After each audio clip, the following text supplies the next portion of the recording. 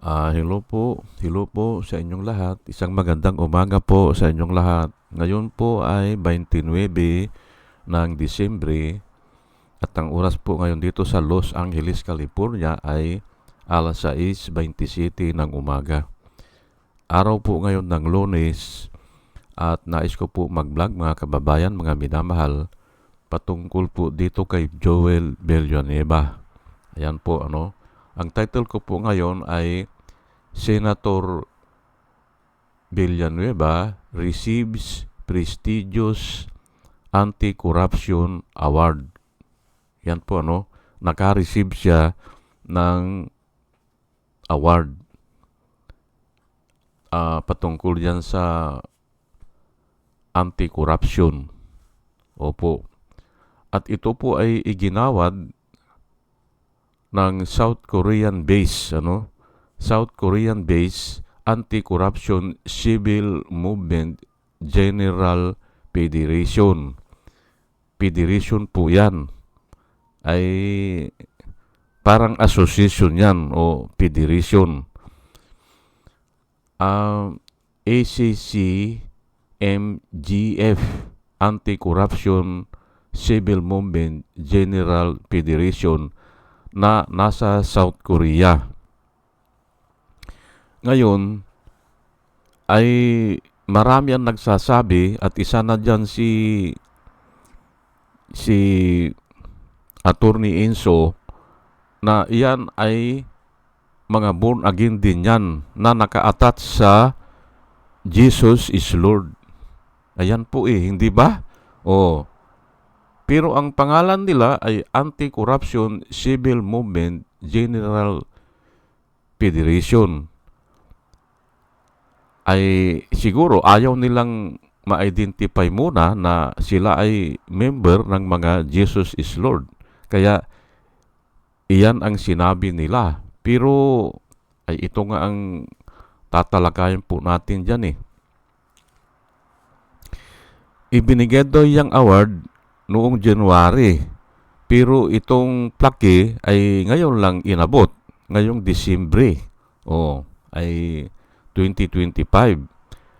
Ay wala namang problema dyan Kaya lang, kung sila ay identified na sila ay mga members ng Jesus is Lord sa South Korea, alam nyo po, marami na ang kwan talaga Marami na ang mga South Korean na naghahasik ng salita ng Panginoon. Naobserbahan ko yan sa Pilipinas 20 years ago pa yan o 15 years ago. Nung naandun pa ako sa Pilipinas kasi mahigit na akong 15 years dito sa Amerika Napansin ko dumadami yung mga naghahayag ng salita ng Diyos galing sa South Korea. Doon po sa bayan namin, pumupunta sila sa mga baryo yan at pinapakain nila yung mga bata. At kung minsan nagtatayo sila ng maliit na parang shade lang o hindi naman simbahan shade made of nipahat pa kung minsan. Tapos doon sila naglilitsure. Pinapakain nila yung mga bata ng pansit o lugaw at yun, lilitsuran nila. Tumatagal po yan ng mahabang panahon, siguro 2 taon, 3 taon. Ngayon, bago sila aalis, maitatatag nila yung church doon. Magtatatag sila ng church kung marami ang umaatin. Ngayon, pag umuwi naman sila ng Korea, sinusuplayan nila ng pondo. Yung naitatag nila na church, binibigyan nila ng panggastos. Ganun po. At kung minsan, biniverify nila after a year, dumarating sila at biniverify nila. Ganun po ang ginagawa ng mga South Korean. Marami po yan. Dito sa amin, doon sa bayan namin, hindi ko mabilang ilan Ang daming ganon. Nawala yung mga Methodist dati, Marami rin yan eh. Sa amin, ang dami nila. Pero nangawala dahil naubusan siguro ng pundo. Pero galing po dito sa Amerika yung mga Methodist.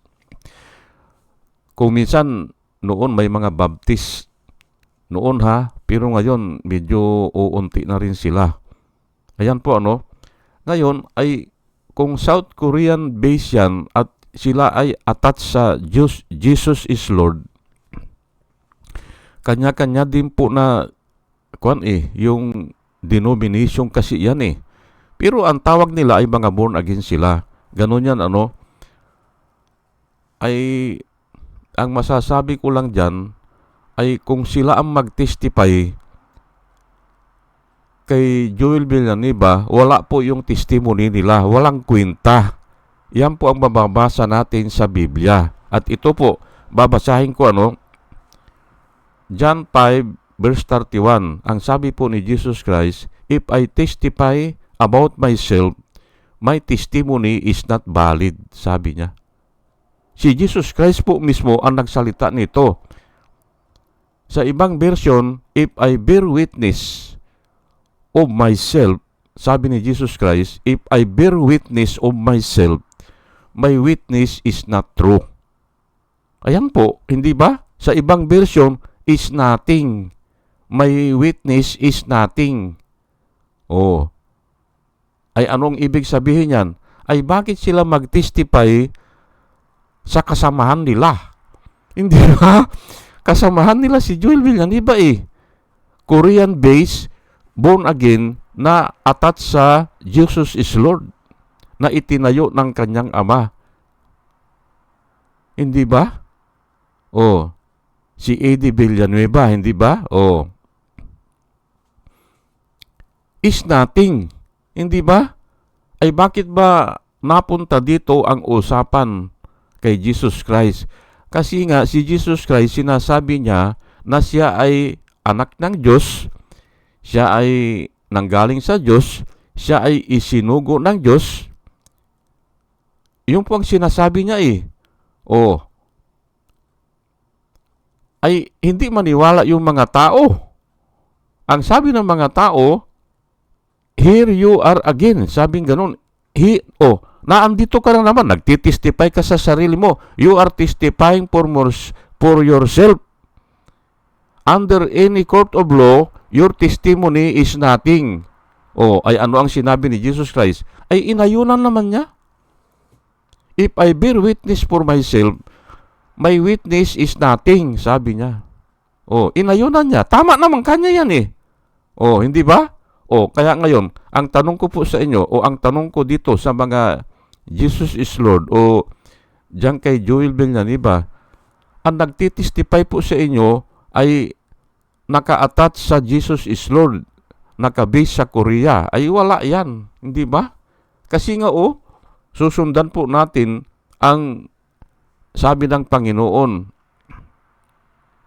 Pero mayroong mas mahalaga na testimonya, hindi ba? Mayroong mas mahalaga na hindi pwedeng pigilan ng tao, na hindi pwedeng baliktarin ng tao o i-contradict ng tao. Ang sabi po ni Jesus Christ ay, "And that is my works." Sabi ni Jesus Christ, "There is another one that will testify about me, and that is my work," sabi niya. "If I do not do the works that I do in front of you," sabi niya eh. If I do not do the works that I do, that no one else can do. Ang sabi niya, hindi ba? Yung bulag, yung isinilang na bulag, hindi ba? Yung isinilang na bulag po nakakita ay wala pang naganap yan sa kasaysayan po ng mundo. Wala pa. Wala. In which no one else can do, ang sabi niya, "Do not believe me. But if I do, even though you do not believe me, believe the works." Sabi niya, sa ibang version po yun. Pero dito, itutuloy ko lang po itong John 5 verse 31, susunod 32 ata 33. "There is another who testify in my favor. I know that his testimony about me is true. you have sent to John and he has testified to the truth. Si John pala muna, si John. Ang nagtestify sa akin kanya, si John the Baptist, yung pinugutan ng ulo. Yun ang tao na nagtestify patungkol sa akin. Ay ano ba ang sabi ni John? Ay ang sabi nga ni John, hindi ako karapat dapat magbitbit ng kanyang sandalyas, sabi niya, o magtanggal ng kanyang sandalyas. Sabi ni John the Baptist. Dahil nauna pa yan sa akin, sabi niya, he is before me. Ay nauna nga na nangaral si John the Baptist, na pinangaral niya na darating na yung manunubos, sabi niya, darating na yung tagapagligtas. Front runner siya nauuna lang siya para ideklara na darating na si Jesus Christ. At naniwala kayo dun, sabi niya siya nagtestify sa akin, sabi niya at yung sinasabi niya ay totoo. Pero hindi kanya ako humihingi ng testimony ng tao at hindi ako naniniwala sa mga testimony ng tao, sabi ni Jesus Christ. Pero narinig nyo ang testimony ni John. Ayan po para hindi ko na babasahin. Ito na. Yung susunod. I have testimony weightier than that of John. For the works that the Father has given me to finish, the very works that I am doing, testify that the Father has sent me. Ito pala ang sinabi niya dito sa Book of John. Pero mas maliwanag dun sa ibang book. Mas maliwanag. Yung sinabi ko kanina, the works that I do testify about me, sabi niya. If I do not do the works that I do in front of you, in which no one else can do, sabi niya, do not believe me. But if I do, even though you do not believe me, believe the works, sabi niya. Yun ang pagkasabi niya doon sa ibang book. Pero dito kasi malamya ito yung pagkasabi niya dito I have testimony weightier than John, that of John. Mas mabigat pa kanya ang testimony ko kisa doon sa testimony ng tao na si John nga, si John the Baptist. For the works that the Father has given me to finish, the very works that I am doing, ayan din, di ba? Sinabi niya, the very works that I am doing testify that the Father has sent me. Ayan po, So, pangalawa na yon. Una, si John the Baptist. Pangalawa ay yung mga gawa niya, yung ginagawa niya. Ay itong pangatlo. The Father, sabi niya, hindi ba? The Father who sent me has himself testified concerning me. You have never heard his voice nor seen his form. Nagtestify po ang Ama. The Father, sabi niya. Saan ba nagtestify yan? Ay doon sa ilog ng Jordan. Hindi ba? Nung binautismuhan siya? This is my beloved son. Ang narinig nila parang kulog. Ay siguro hindi nila maintindihan. Pero isinulat, this is my beloved son. Nakarinig sila ng kulog parang kulog This is my beloved son in whom I am well pleased, sabi niya. Hear him. Kumulog ang langit, hindi ba? Biglang kumulog na parang yung nga, pero ay hindi nga natin ano ang salita ng Panginoon. Hindi natin alam yan gaano kalakas yan. Pero ang nakarecord sa mga Old Testament sa mga pag narinig nila ang salita ng Panginoon, dumadapa sila sa takot. Hindi ba? Ayan, parang narinig lang nila kulog. Yan, ayan, nagtestify ang Father. At ito nga, you study the Scripture, sabi niya. Ito yung Ito yung dokumento. Opo, dokumento naman ito. O, susunod dun sa Father. Nagtestify ang Father ay ito ngayon ang dokumento. You search the scripture, sabi niya or you study the scripture diligently because you think that in them you have eternal life. O, sinusuri nyo kanya ang dokumento o ang mga testamento o ang scripture o yung Old Testament. Sinusuri nyo yan because you believe or you think you have eternal life. Nang dahil doon, magkakaroon kayo ng eternal life, sabi niya. O, these are the very scripture that testify about me. O, ito nga ang nagtitestify sa akin Yung dokumento na hinulaan nga na ang birhen ay magkukonsib ang isang birhen at manganganak ng isang lalaki. O, sinulat na kasi yan Hindi ba? O, ay ano pa ang kwan nila? Hindi ba? Nakasulat na yan Ay ang dami po niyan. Noon lang ipinako si Jesus Christ, nung araw nang ipinako siya, sangayon sa nabasa ko, nung araw na yan, 300 na prophecy ang naganap. 300. Isa na yung siya ay ipagbibili sa 30 pirasong pilak. Hindi ba? 300 po yan. Na prophecy na naganap. Hindi ba? You search the scripture, sabi niya.